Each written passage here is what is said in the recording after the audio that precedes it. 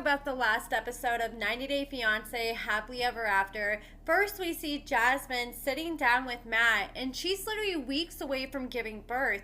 And she's stressing out because she just feels like Matt has done zero research and zero things to plan for this baby. He has no idea what he's getting himself into. He better get himself into gear because he is not about to experience like this basic hospital birth. Jasmine is planning to raw dog the whole birthing experience, so she wants to give birth at this birthing center with some midwives, and then she plans on hiring some photographers, a videographer, and then she plans to have the whole television crew there filming it, and then she is gonna do the whole birth and delivery with no medication, so no painkillers and no epidural. So Matt better prepare himself, because if he thought he heard Jasmine screaming and acting crazy before, she's gonna be probably screaming his eardrums out. Like, he better bring earplugs to get himself through this day.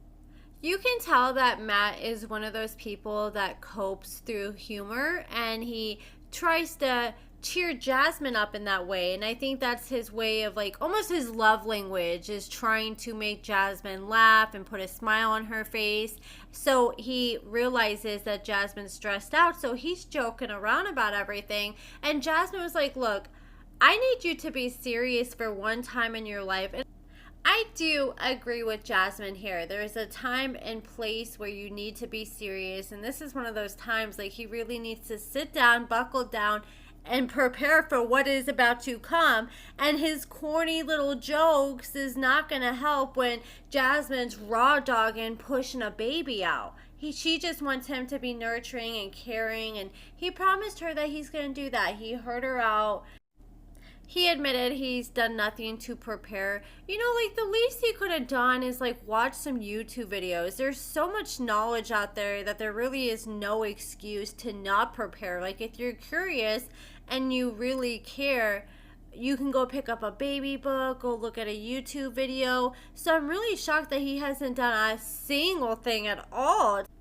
If he hasn't done that, I hope he's at least, like, set up a crib or one of the baby's, like, rockers or swings, or at least bought the baby a few outfits or something.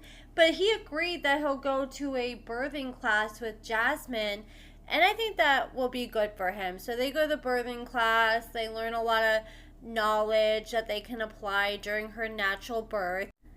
I think Matt needs to work on his technique a little more. It looked like he was just, like, giving her booty rubs instead of giving her, like, back massages like he was supposed to be doing.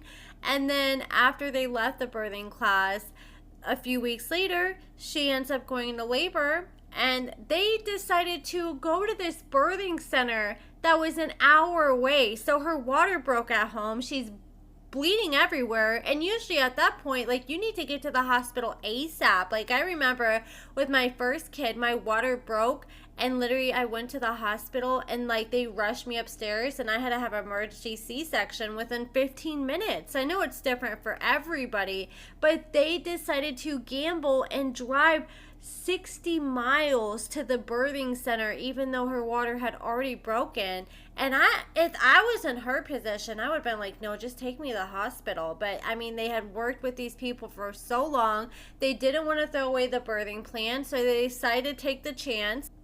They made the right decision. They made it to the hospital. She was in labor for a few hours at that point, and she was in labor for a total of 8 hours, which would have sucked having to raw dog it. But I mean, it could have been worse. Some people were in labor for 24 plus hours or even days, so it could have been bad. But she did give birth. And like Matt said, he's like, it's probably going to seem like an exorcism. And that's exactly what it seemed like. She was screaming bloody murder as she was pushing that baby out. Finally, the baby came out. Baby Matilda is gorgeous. We've already seen her all over Instagram for months now.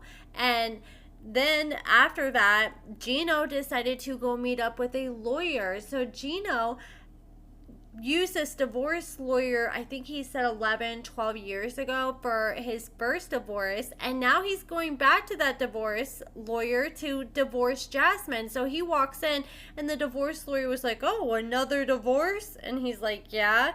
And he explains the situation with Jasmine, and the lawyer said, "Look, I hate to break it to you, but with Jasmine having a baby, you are legally the father of that baby unless Matt takes like a DNA test or like signs over to be the father," which I'm sure he'd be willing to do. But as of now, Gino is technically the father and he has to be on the hook for the baby until the baby turns 18 years old. I mean, and Gino is so upset because he already feels like Jasmine did him dirty and drained him of all his money. And now he's going to have to support a kid, which could be hundreds of thousands of dollars. The lawyer said there is a chance that he can potentially go to court and not be on the hook until the baby's 18. They have to just see what they can do.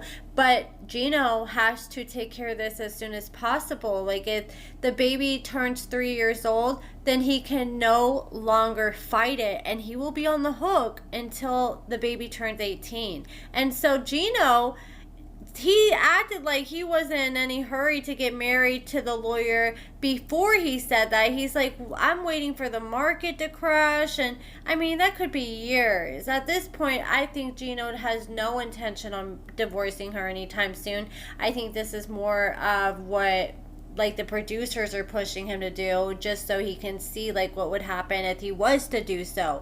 And then the lawyer also said, and also I want to let you know that whoever files for divorce, that's where the divorce proceedings are going to be. So if she files for divorce in Florida, then you're going to have to fly to Florida for every single hearing. And Gino was like, "Oh," and now he's starting to second guess, well, maybe I should move forward. But even at the end, he told the lawyer, "Oh, I got to think about it. I don't want to do anything now, but I'll let you know." So he's still unsure about it, and he's still probably going to just sit there twiddling his thumbs. And then next thing you know, boom, Jasmine filed for divorce just as of yesterday. And I mean, now he's probably really regretting his decision not moving forward with the divorce, because he's going to have to fly out to Florida every time. I'm sure Jasmine is glad that she don't have to go back to Michigan, because we know how much she hates that place. But that's pretty much it, guys. Let me know what you guys think about these two in the comments below. I'm interested to see how this tell-all is going to play out with Matt, Gino, and Jasmine all there. I can already tell it's probably going to be a freaking train wreck. But let me know in the comments below, and thank you guys so much for watching.